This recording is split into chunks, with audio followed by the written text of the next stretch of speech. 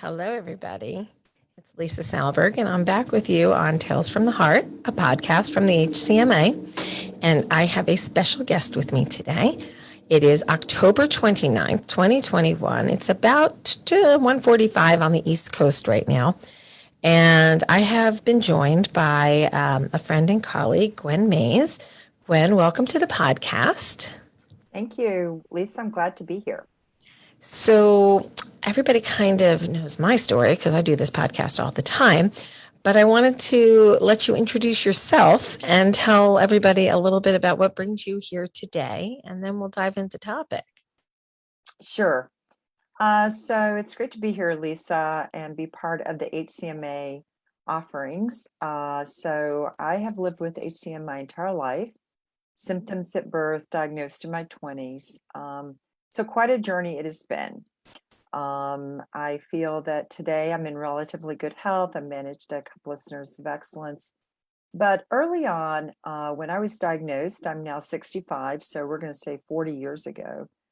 The cardiologist said to me, "You may have more difficult challenges emotionally or psychologically than you ever do physically, excuse me."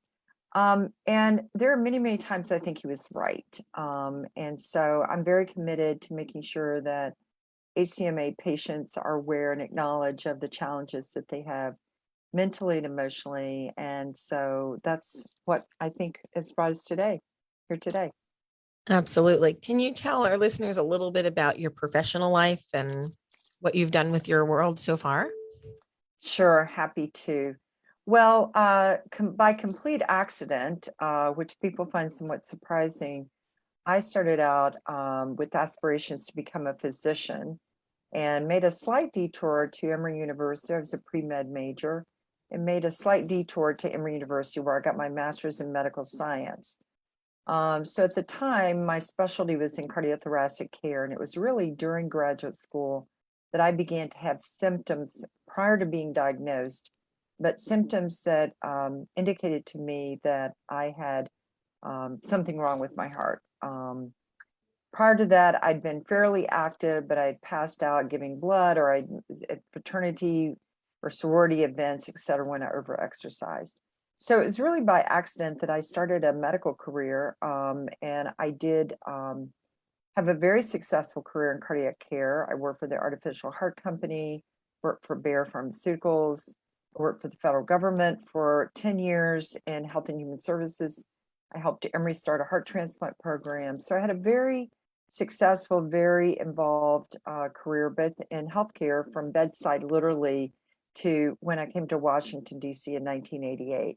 Went on to law school and specialized in health regulations, health policy, and now have my own consulting business. And of course, I'm going to give Lisa the honors of sharing how we personally know each other. But in the more recent years, have worked in a consulting arrangement with HCMA and a lot of their important programs, as well as other patient groups and biopharma companies. So you're no stranger to telling your story or hearing patients tell their stories about HCM and even helping them craft their stories so that they can find the right words to express themselves. So how did Gwen and I meet? It doesn't make any sense. We were both, we didn't know it, going to the same meeting at Mayo Clinic it was Women Heart event. I was there to observe, you were there to participate. And we were on a shuttle bus, a little red shuttle bus. And the thing that sticks in my mind is there was a woman with a seeing eye dog, and we had a German Shepherd sitting underneath our seat for the drive from Minneapolis to Rochester, which was about 90 minutes. And we sat next to each other, struck up a conversation. And when we got to our destination, we both checked in at the same event and looked at each other and went, "Oh, I know you."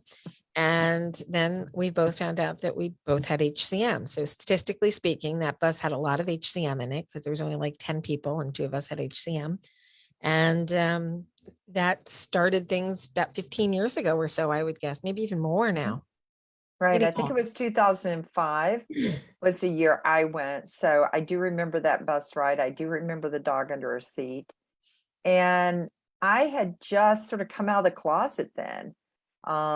That was when Women Heart did a lot of training for women with heart disease, not just HCM, But I remember thinking at the time, and even prior to that, how little was known about the condition. I don't think I knew another person. So to sit down on the bus with somebody that knew what I was talking about from a different part of the country, I was living in Kentucky actually at the time, my native state. I had returned there for a couple of years when my mother was ill. And I do remember meeting and being very, very impressed with the work you were doing and the efforts you had begun. Well, those are early days and we've come a long way, baby. And you've Yeah. helped us along the way there. So I appreciate that. So today, what we've decided to talk about, as we've kept this topic for the month of emotional wellness, I thought it would be a good idea to talk to you. You also volunteer for the HCMA as a discussion group leader, and you do focus on wellness. Excuse my tickled throat today. I hope it doesn't interfere too much with people. Sorry. So I thought we would have a conversation, a little bit of girl talk, but we'll include the guys in on this one on what it's emotionally like to have HCM and some of the things that we encounter as patients, as family members, et cetera. And we're going to start off with talking about the number one thing people ask themselves, whether they do it out loud or to themselves upon diagnosis, is why me?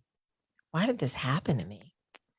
So you want to take a stab at what does the why me moment mean for you? And how did you process your why me moment? Right. Well, Lisa, and I do work and with support groups, and like you said, have engaged with a lot of patients, preparing them to tell their stories. And I think it's perfectly normal. I think it's natural, whether you were diagnosed last year, or last week, last month, or like myself, decades ago, to have times when you think, "Oh, why me?"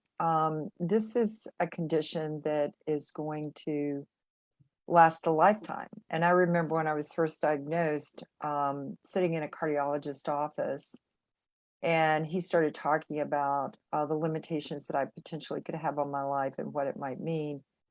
I remember thinking, I will never have a normal health checkup the rest of my life. I remember being in my 20s thinking, I will never go to a health clinic. I will never fill out an insurance form. I will never have a day when I feel that I am in good health, perfect health, or whatever you might conceive that to be. So I think it's very understandable. I think what's challenging about it is that we've had so many areas of our lives where we could say the same thing. Maybe we've lost a job, we've lost a loved one, we've had a sudden death in the family, maybe there's been a divorce, maybe there's been financial challenges. So it's easy for us to think, why me? Why am I facing this difficulty? Why am I facing this hurdle? And particularly with HCM as an generally inherited condition, I think it's understandable to feel almost even more like a victim, almost more like I didn't do anything to create this except be born, right? Mhm. So, but you know, it doesn't take much to sort of flip the coin around and go, well, why not me? Right. I've had Exactly. so many blessings in life that I would have never experienced in relationships and understanding about myself and access to healthcare and really my own perseverance if I had not had HCM. So, I always try to remind myself, when I think, why me? I think, well, why not me? And what is it in this experience that I think is mine to bear, but mine that I can live through as best I can? I think you brought up some excellent points. Now we have our own personal perspectives. We communicate with a lot of people with HCM in our own ways. I'm on the phone with a couple thousand a year. You've got discussion groups where you're meeting with people every week or every couple of weeks to Mhm. discuss issues. My personal why me was at 12. And at 12, I had a very complete understanding of genetics in a moment in time. We think you have what runs in your family. Damn it. Like, okay, well, I'll deal with it. And that was pretty much it. But the why me also comes with anger, with fear, with a little guilt. Like, I'm going to be difficult as a family member. I'm going to be difficult as a boyfriend, girlfriend, significant other. I'm going to be difficult as an employee because I might need more time off. So there's a little guilt there. And then there's the grief. And I talk about this one a lot when I'm giving talks on HCM and what the HCMA does. And I talk about how we provide support for grief, but it's not just grief in the death of a loved one, which sadly we face here pretty regularly. It's the grief over the loss of a part of yourself. It's the grief over the things that aren't going to happen, or you won't be able to do, or you are grieving a level of freedom and security that you'll never get back. And to me, that grief part has taken a long time to process because I've seen a lot within my own family and within others. But then on the flip side, we have tools. We have things we can use. We can advocate for ourselves. We can use our voice. We can make shared decisions. We can do a lot of things. There are some things we can't do, won't be able to do, but there's way more on the yes you can list than the no you can't list. And I think as you process the why me, everybody has to process their own way. Excuse me. But I think the why not me is really what I have found most helpful to get me through days. Face it, why me? Well, I wouldn't know you, Gwen, if I didn't have HCM. I wouldn't know a lot of the people I know if I didn't have HCM, and I would have missed out on a lot of amazing relationships, amazing opportunities to change the world for the better, if not for HCM. So it's this very weird love-hate relationship. I do have to say there's a lot more not liking it than liking it, but I think you have to look at the why me. And you're here today in 2021 with HCM. It's a hell of a lot better than 1980 when we were both like newly diagnosed and saying, what now? So I think that's the part one. I'm going to ask you to explain something in a minute, and then I'm going to pop off screen for a second because I left my phone over there, and that's where the questions are going to come in from. So I'm going to ask people if you want to post a question. I will be addressing them in just a few minutes. But the second topic we wanted to dive into, Gwen, I'm going to ask you to explain this a little bit more to our listeners, is the stories we tell ourselves after diagnosis. And like, what does that mean? Like, are we lying to ourselves? Are we building a narrative that may have some truth and may not be completely real world? So what are the stories that we tell ourselves? Great. Thanks for the question, Lisa. So just to kind of share with everybody who's listening, my interest in this area is, along with a lot of other education and training I did, I also am a certified life coach and specializing in personal development. And one of the things that's really stuck with me that has helped me in my own health condition is really the concept of the stories in our head, or what the little dialogue going on in our head all the time, and how powerful that is, how very, very powerful it is. And so a couple of things that maybe would help listeners to is, the first one's pretty simple. And that is, when we talk about emotional wellness, it's impossible to have an emotion without a preceding thought. Now, we're going to just pause there and let that sink in. So whether it's joy or envy, regret, fear, hatred, anger, passion, happiness, it doesn't matter. Emotions, and understanding your emotions, if you just pause for a nanosecond and ask yourself, what thought am I having that is creating that emotion? And it's our thoughts then that give us a little bit of wiggle room. And it's in our thoughts that we do tell ourselves stories. This shouldn't be happening. Why me? this doctor's not going to get it right. They never understand me at the pharmacy. My insurance is going to let me down. We start the dialoguing oftentimes, not to say it isn't reasonable or not to say that it isn't understandable, but we begin this sort of anticipating or these stories about the circumstances and the experiences. And that really can lead to some difficult emotions. It's sort of like adding salt to a wound.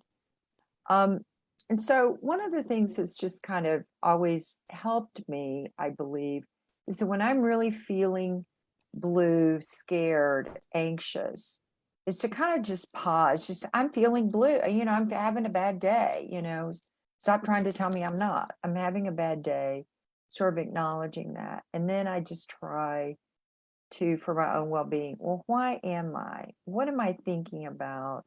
Or what am I so afraid of that's creating this sick stomach, this bad feeling, this anxiousness? And sometimes, when you have those thoughts, you go, well, is that really true? Do they always mess up at the pharmacy? Maybe this time it's going to be different. And so, it's just a little trick that I've kind of learned helps me at times not spiral down the drain in the sink and never catch myself, right? Is really just say, is that really true? It's what I'm thinking. Is this really the beginning of the end? I mean, Lisa, because we chat frequently, a couple of weeks ago, I was in AFib. I was so short of breath and scared. And you think, is this the falling off point, right? Or am I ever going to get back to some decent amount of health? And while I was in AFib, I couldn't drive. I couldn't even carry a basket in the grocery store. Somebody had to help me. I could get one of those little carts and all that. And the week before that, I was out sailing on the Chesapeake Bay. And so I'd gone from a relatively enjoyable time to one that I couldn't even make my bed. I was so short of breath. But during those times, I kept thinking to myself, I need to keep my own perspective of this. I need to keep as best I can my perspective of what's happening right now and not make things worse by awfulizing it, making it seem any more catastrophic than it was. I was in AFib and I was going to go be cardiac converted and I felt fine the next day. Okay. So I need to address that. But anyway, I think the point I try to share in the discussion groups with the patients that I work with and others that live with chronic illness is to pay a particular attention to this that dialogue that's going on in your head, because that can make a tough situation even tougher, for sure. So, there's another part of that we didn't talk about before, but I'll filter it in here because I think it fits. In HCM, if you're having a particularly bad day or a bad episode, your mind says, uh-oh, I'm in trouble. And what is the body's response to trouble? Adrenaline. And if you drop adrenaline on top of an HCM heart that's having a hard day, it adds more adrenaline. And it's the cat chasing its tail. So the stories you're telling yourself, oh my God, this is terrible. This is horrible. This is really bad. I maybe have to go to the emergency room. Maybe I'm going to have a cardiac arrest. Maybe something really bad's going to happen. And you tell yourself all these things. I want to remind you of one thing. You have survived every bad day up until now. And statistically speaking, you will survive this one too. And you need to stop the cat from chasing its tail because you're only adding to adrenaline. And that adrenaline is feeding you in the wrong way. So it probably took me 15 years of living with HCM to figure this one out for myself. So if I got in my head, as I would call it, and I'm telling myself bad stories, I needed to stop, distract, stop the cycle, and remind myself, I have survived every bad day up until now, and I'm going to likely survive this one too. Let's get on with it. And that's what helped me break my cycles of anxiety and getting in my head with my HCM symptoms. And I have heard many people over many years explain different triggers that they have, different ways of getting out of it. Some people just have to sing a song. Some have to go in the garden. Some have to take a walk. You have to do something to break the cycle. Now, if you're physically feeling bad, you can't necessarily go out for the walk that maybe would help you clear your mind. You can't do something physical. So you're going to have to create some new emotional tricks. Think of something else. Go watch some silly videos of cats playing or whatever is going to make you happy. But don't watch any of those angry videos. There's a lot of angry videos out there right now. Don't watch the Karen videos. They're just very, or the news. or the news. It's very triggering. So I go with, saving animals on video or cats and dogs, specifically Shiba Inus, because that was my baby girl. So that's what makes me happy and distracts me. So I think it's really important to have those things that can distract. I mean, I've been through some stress in my life, people. I don't talk a lot about the details, but today I posted because it's Stroke Awareness Day. And little known fact that I had a stroke when I was 21 years old. And talk about emotional distress. I'm diagnosed at 12, flip that number to 21, and I'm having a stroke. I'm like, am I going to make it to 30? Like, this is crazy. Like, how many more things can break on me? I'm not even like 25 yet. So I had to learn a lot of skills early, how to cope, how to talk, how to process and how to balance. And that's, I think, what we really want to talk about today, because emotional wellness, when physical wellness isn't possible, is a challenge. And you have to keep creating new methods for yourself. Yeah, and I want to jump in there, Lisa, because I certainly agree with you. And the other thing I'd like to just add is I think about it as my emotional wellness bank.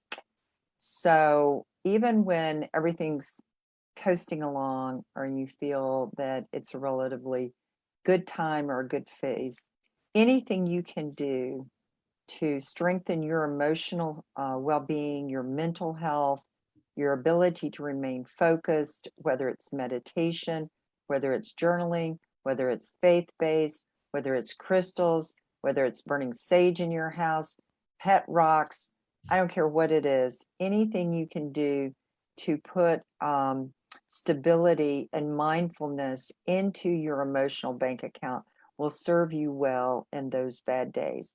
I know I have got a fantasy about a garden scene going on in my head that I've been building every echo I've ever had in my entire life. So it started decades ago, and it was a little small house, and now it's a really big house. And every time I go in for an echo, it's kind of like a mental vacation.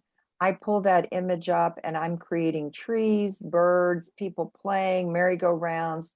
I've now got an entire main street, and I had been building this vision for decades. And right the minute I go into an echocardiogram, I'm right there in that vision. So even, just kind of think of it as putting money away for a rainy day. So if you had an appliance break or your car broke down, you want to be able to have something on reserve. And anything you can do along this journey is going to pay off for you. When you're in the hospital or have a test or sitting in the waiting room or having a stress test or anything else, it'll really pay off. And then there's time to prioritize what needs to be thought about at that moment, because your bandwidth may only be a certain amount. And I'll pivot to September 2016, a chair in a hospital room with beige walls, paler than the ones behind me. And there's no other options left for me. I'm heading to transplant, and I'm trying to figure out how I'm going to A, survive, B, how's my family going to survive, C, how is the HCMA going to survive? And it all came down to, if the first thing happened, the other ones would be fine. So rather than worrying about what was going to happen to the HCMA and what was going to happen to my family, it was, okay, I need right now to just focus on me, and I need to do everything I can do to be as well as I can be so that I can get through this challenge and get to the other side. And there was a lot involved in that process. I literally didn't speak for 5 days. And if anybody knows me not talking for 5 days, that was just not a good thing because I had to process it out. But that's when I just needed to shut down. And then all of the other stuff that was going on didn't matter anymore. It was just that, okay, what do I need to do to survive? What are the steps? What are the action steps? How can I do that? And well, it worked because I'm here today. And it's been a process. So let's pivot this to feeling understood and the value of feeling understood to personal emotional wellness. That's a tough one. That's a tough one. I mean, we essentially, for the most part, have what they would consider an invisible condition. I mean, we're not disabled generally visually. We're walking around, generally going to work, participating in the community. And I know in working with patients, and I do this myself, I, for many, many years, did not want to be perceived as different. I wanted to fit in. Particularly when you're younger, you want to fit in. You want to feel normal, right? And so it's kind of a catch-22. I find that in all my efforts to appear on the surface as normal, that then when I'm really scared or I'm really having a down day, it's difficult to communicate that in a way that, first of all, I feel I can trust the people I'm talking to, okay, to just let me be the way I am. No judgment. Don't need to fix it. It's like, it's not catastrophic. It's just a bad day. And that can actually, understand that I'm still the same person. And, I think sometimes words fail us as HCM patients, because everybody either wants to help or they're scared or they want to get away or whatever. And they don't know necessarily how to react. And because of that, we're just like, oh, I'm fine. And then you go about, not feeling great, or you kind of muddle through it. But I do know that I hear a lot, and I feel that myself. I remember years ago, one of my dearest girlfriends who was a nurse, knew about my heart condition. And I remember I was visiting her in Richmond, Virginia one time. And I had just come back from the Centers of Excellence. So I go every 3 years. And I was talking about this trip, and she said, you always sound like something so horrible is going to happen to you. And really, all you've had to do is take some pills every day. Okay. And her perception, we would go shopping to the mall, or we might take a vacation together, or, her observation of me being a lobbyist in Washington and speaking before Congress and doing a lot of other things that she really was so impressed by. But my internal emotional struggles, I could not communicate easily to her. And here it was, my best friend, who, despite what I'd said and despite the tears and despite sitting in emergency rooms, scared out of my mind, her perception was that all I really had to do was take a couple of pills. And that taught me, it really showed me, just in that experience. So Lisa, as you know, I never married and did not have children. So it's different for those who have close relatives or spouses. But that really touched me, I know. I think that's a really important perspective to share, because our friends, who we assume are always going to have our back because they're our friends, they simply just don't understand what it's like to live with the threat in your heart at all times that is so unpredictable. Again, I hate using the same words over and over again, but HCM is unpredictable. You could have so many good days in a row that, like, thinking back to a bad day is a struggle because it's been maybe 3-4 months and things are good, but then you have a bad day.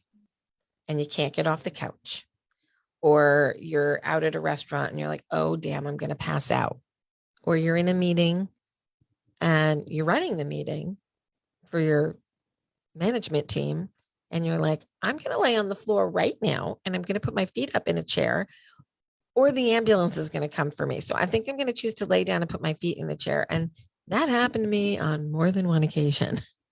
And it's embarrassing.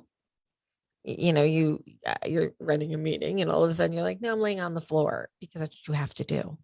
So whether it's a friend or a coworker who's trying to, quote, understand you, we typically feel misunderstood, even among, going to a GP and say, here are the symptoms I have. I remember finding out that my ejection fraction had dropped to 45, and that statistically speaking, it was going to be 7 years to transplant or death.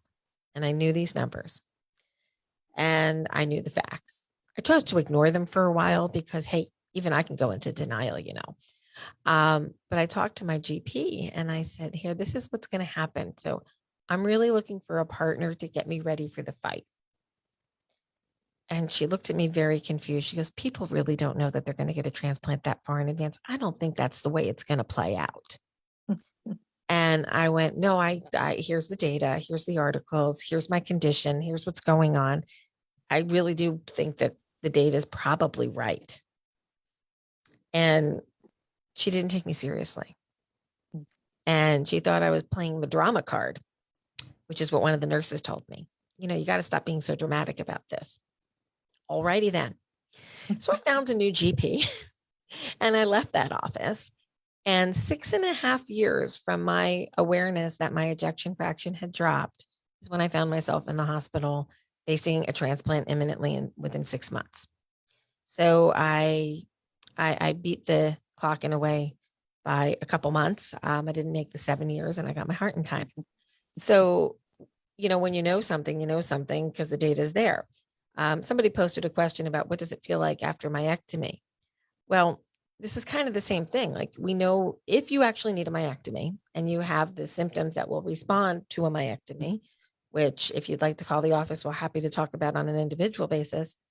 But after surgery, you can feel really, really well. But getting there is challenging. Doing the actual surgery is challenging.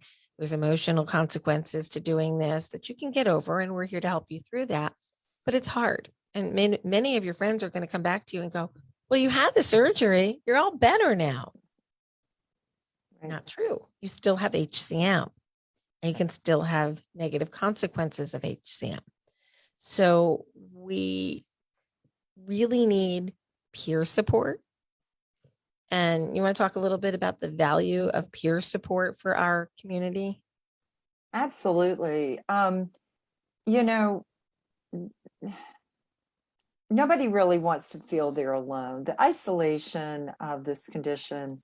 So, it's hard enough when your spouse, children, coworkers don't really understand you, or you feel they don't, or you feel alienated from you. But, there can be these embarrassing situations. And, other HCM patients do understand, even if they've never met you, or you're a different age, or, different race, or were diagnosed last week and you were diagnosed months ago.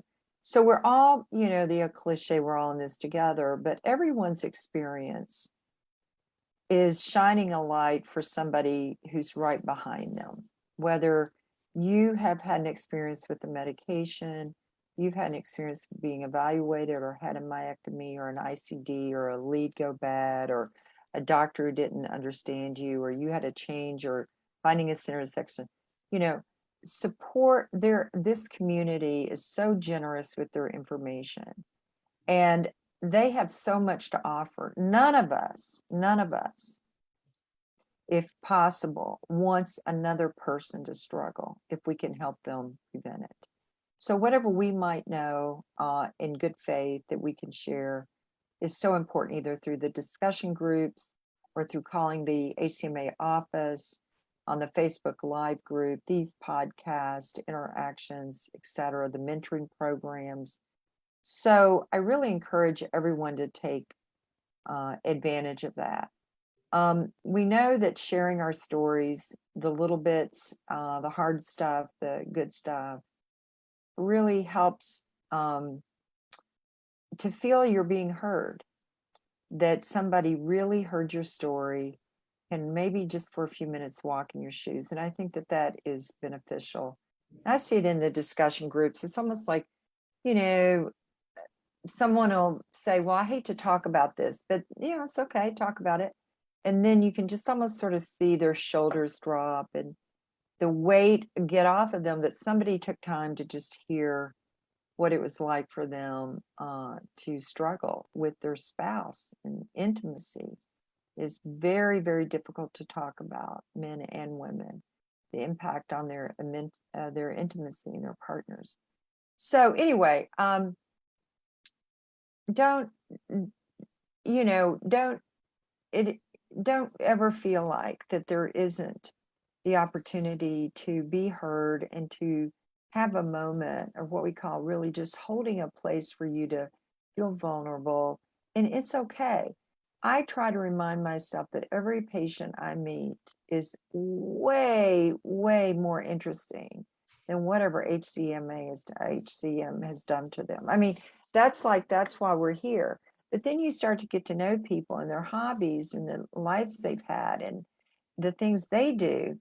And people are really, I would say, you're more person than patient. There's so much more that goes into how you have shown up in this world. And that's the interesting part. None of us should be defined by this condition. I don't care how many pills we take or how long we are in the hospital. It is one aspect of our lives, but it's not all of who we are. And I think that reaching out to other people, small groups, big groups, when you feel like it, is really, I think you're going to find it just very rewarding and helpful. And I'll add on to that. I agree with everything that you said, but there's another way that we cope.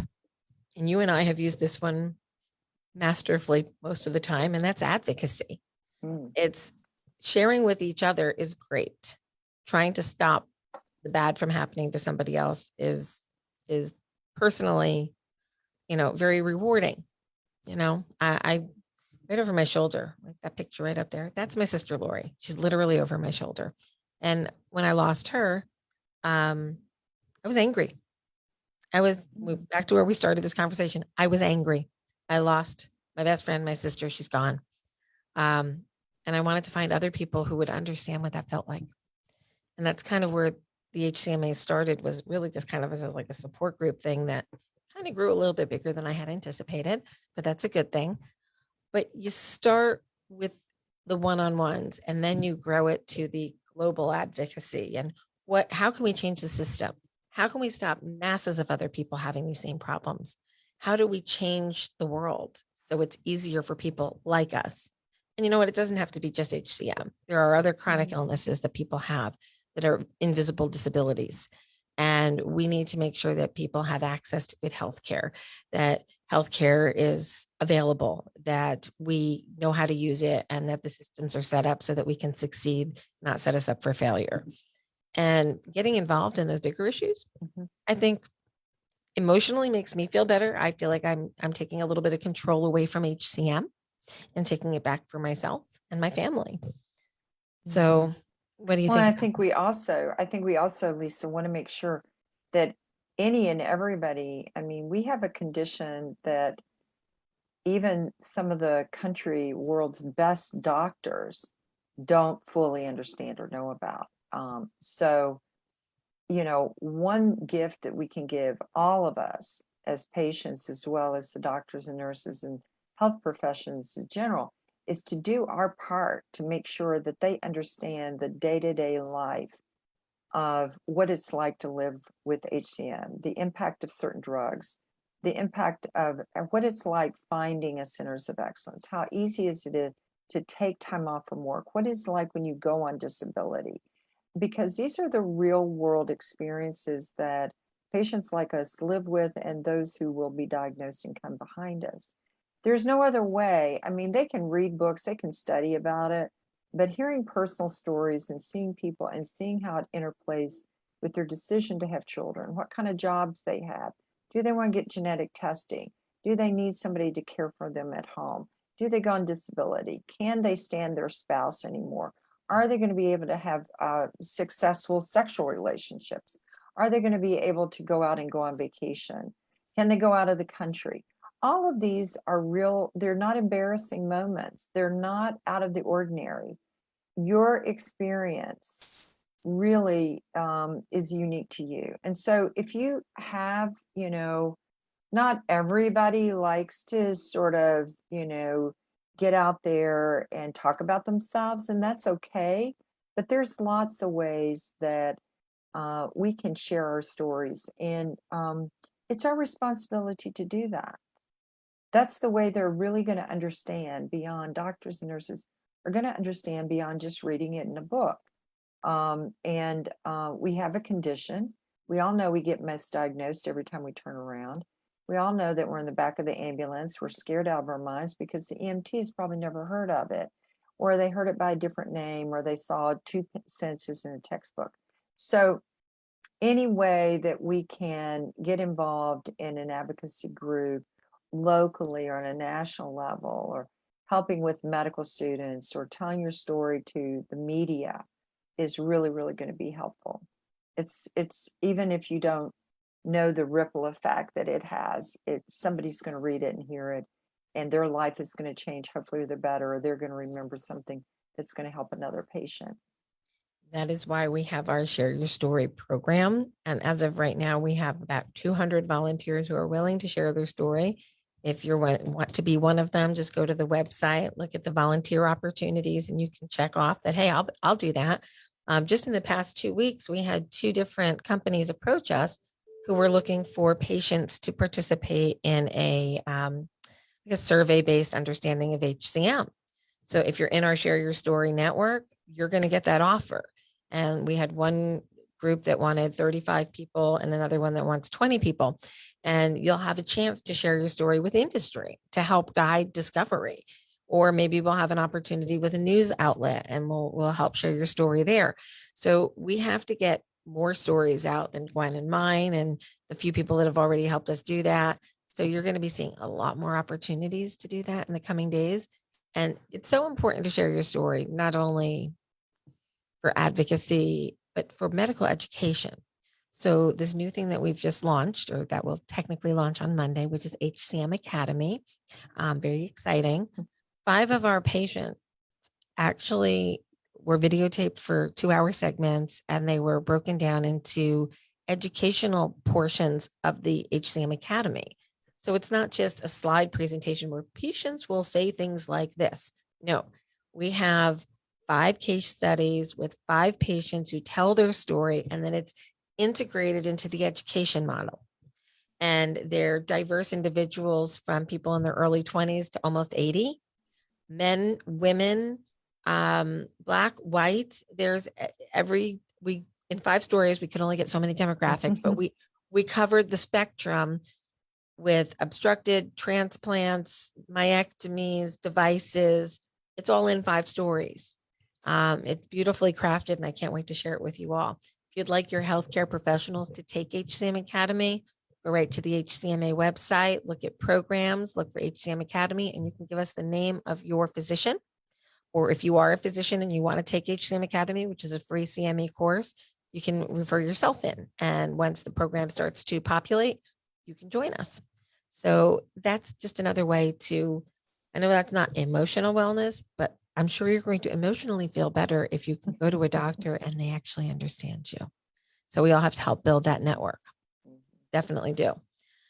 Gwen, do you have any final thoughts you'd like to share with our listeners? Well, I think my final thought, or the takeaway for all of us, is that when you think about your emotional or mental well-being, it's going to go hand in hand throughout your life. And it's not easy. And I don't think that anything about this condition comes without a lot of fear and anxiety at times. And so hopefully the takeaway is that beyond what's happening to your heart and all the things that the doctors can do for us and all the advances in technology, and the medications and all the things that we need to keep current on. It's our responsibility to make sure to the best of our ability that we can put some investment into our emotional well-being bank, and that we do recognize that we have a responsibility to take care of our mental health. That may be being on antidepressants, which is perfectly fine, going to therapy, seeing a life coach, speaking to a minister, finding somebody in a support group that you can cry with, or you can help listen, that you really recognize that maintaining that peace and calm is going to serve you very well during some challenging times, and just give some thought as to what you need to do that in the best way possible. I'll add that getting good rest, physically and emotionally, is really important. I have recently taken up more meditation, and it takes a while to stop the monkey brain and stop yourself from thinking for a little bit. But if you do some deep breathing and some basic meditation, it's not like this whole like yogi thing where, you got to sit for hours and just be one with the earth. It's 5 minutes of time to just close your eyes and stay centered and just be calm. That is incredibly helpful. But the work of mental health therapists, talk therapy, just talking it out, saying it out loud, saying the things you're afraid of out loud, to me, makes them not so scary anymore. I said it out loud. Look, the world didn't break. I'm okay. We got this. And when you can say it out loud to people who also understand, they see they're not alone in those same feelings and thoughts. I'm going to double back on something, Gwen, because you brought it up twice, and I want to bring it up again. And that is intimacy. Okay. We need connection with other human beings. Regardless of your sexuality, you need intimacy and you need connection with other human beings. And sometimes in HCM, this can become a bit problematic, mostly because of fear. Either your partner is afraid they're going to hurt you, or you're afraid that something's going to go wrong at the wrong moment and it's going to be awkward. I've spoken to thousands of patients with HCM. It's okay to talk about sex. It's a normal part of life. And we know that certain medications can sometimes impede that intimacy moment. Sometimes beta blockers are not your friend, and they may block the libido. So you need to recognize this. You need to talk to your partner if you feel like, I really like you and I really want to do things, but I just don't feel like it. And then discuss that with your doctor, because there might be other choices of medications that you can switch to that don't have those side effects. And, I have a very funny HCM story related to a gentleman who was a dear friend. He's passed a long time ago now, but he was a dear friend, and he had an implantable defibrillator. And I'm going to say this in as PG-13 as I can. So he has the defibrillator. He's with a girlfriend, and the ICD went off, and she felt it. And it was a very odd moment for both of them, because nobody knew that if his device went off, she was going to feel it in a very different place. And it happened. They ended up laughing about it for a very long time. And there were some jokes about who was better because who made whose device go off. And at a certain point, humor has to be your friend here. Don't not have sex because your ICD might go off. Maybe you'll be the next one to have a great joke about it. But you need to discuss these things with your partners. You have to open that conversation, even though they're not always the most comfortable conversations. And it is part of emotional wellness in HCM. It is part of your life. You can't parse out your life into this is work, and this is friends, and this is relationships, and this is my sex life, and you're all one, and it's all interconnected.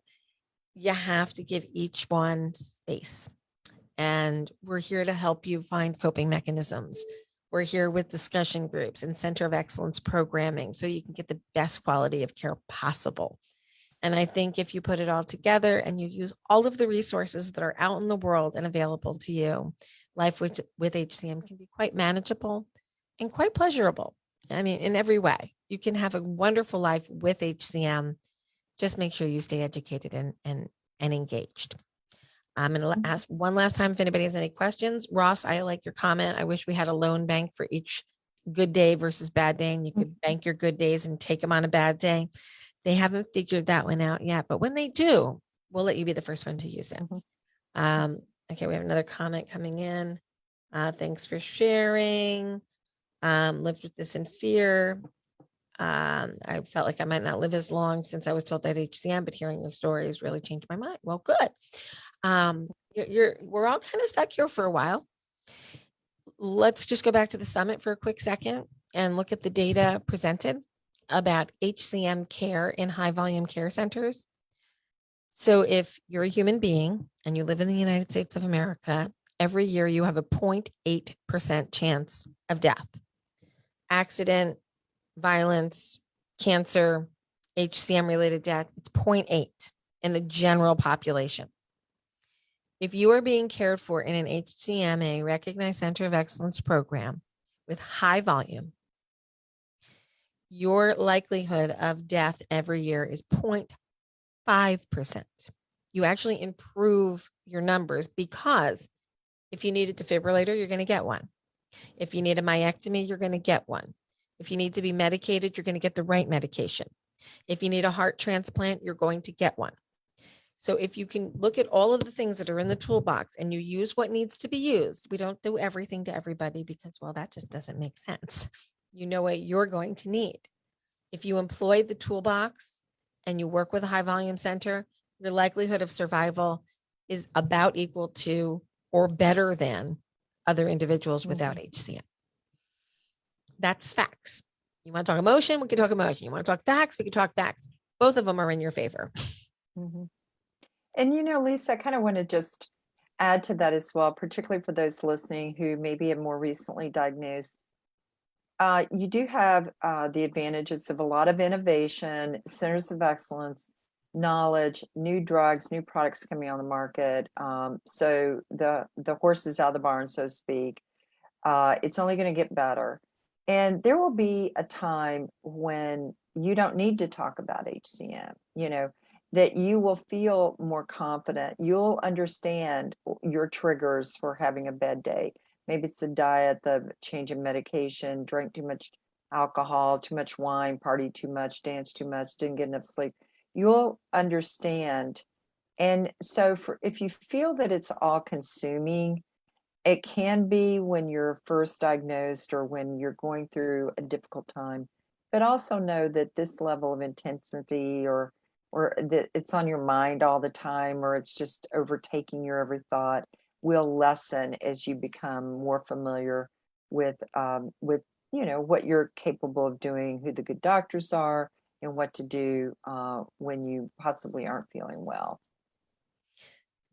I'm going to wrap up. Thank you. That was great. I'm going to wrap up with one final thought.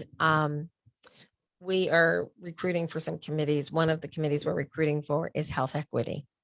And I want to put a shout out to people who have different skin colors than my own. And I want to let you all know that HCM is everybody's problem.